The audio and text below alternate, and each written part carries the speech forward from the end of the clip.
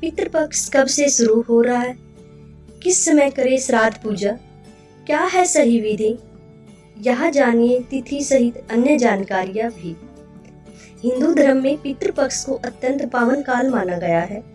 इसे श्राद्ध पक्ष के रूप में भी जाना जाता है, जिसमें पूर्वजों की आत्मा की शांति के लिए श्राद्ध और तर्पण जैसे धार्मिक कार्य किए जाते हैं। हिंदू धर्म में पितृपक्ष का खास महत्व होता है। इसे श्राद्ध पक्ष भी कहा जाता है।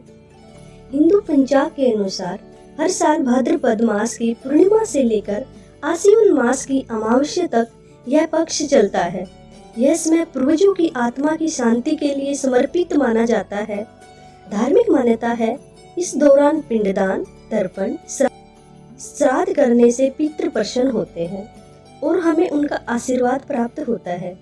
मान्यता है कि जो लोग अपने पितरों का श्राद्ध पूरी श्रद्धा और विधि पूर्वक करते हैं, उनके जीवन में सुख समृद्धि बनी रहती है।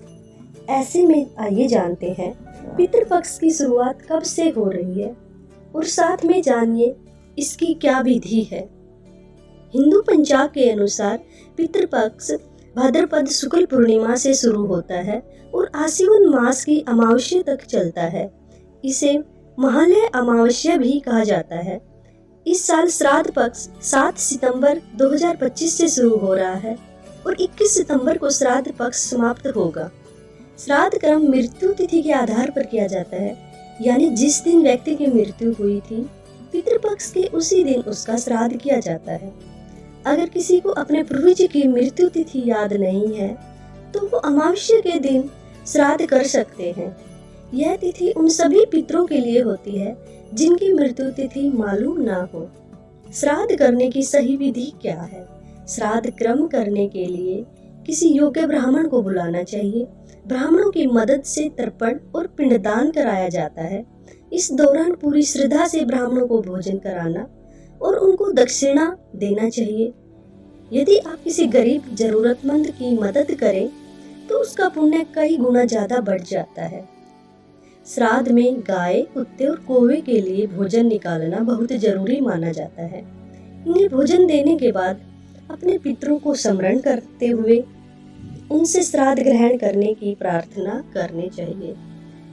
धार्मिक शास्त्रों में श्राद्ध पूजा का सबसे अच्छा समय दोपहर को बताया गया है। दोपहर के समय योग्य ब्राह्मण की सहायता से मंत्र उच्चारण कर श्राद्ध पूजा करें। पूजा के बाद जल से तर्पण करें और भोजन में से गाय, कुत्ते और कौवे आदि का हिस्सा अलग करके उन्हें खिलाए और उसके बाद खुद खाना खाना चाहिए।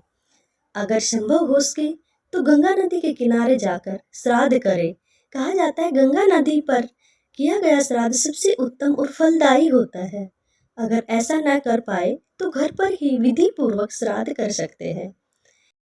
इस बात का खास ध्यान रखें कि जिस दिन श्राद्ध करें उस दिन ब्राह्मण भोज जरूर कराए और उनको दान दक्षिणा भी दे।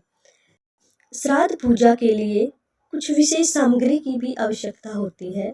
इसमें रोली, सिंदूर, सुपारी, चावल, कपूर, हल्दी, देसी घी, शहद, काला तिल, तुलसी का पत्ता, मूंग, गन्ना और खजूर आदि। यह विधि पूजा के लिए विशेष महत्वपूर्ण मानी गई है और अपने पितरों की पूरी श्रद्धा भाव से उनकी पूजा करनी चाहिए और कुछ दान दक्षिणा भी देनी चाहिए, जिससे उनकी आत्मा को शांति मिल सकती है। जय पितृदेव महाराज की जय।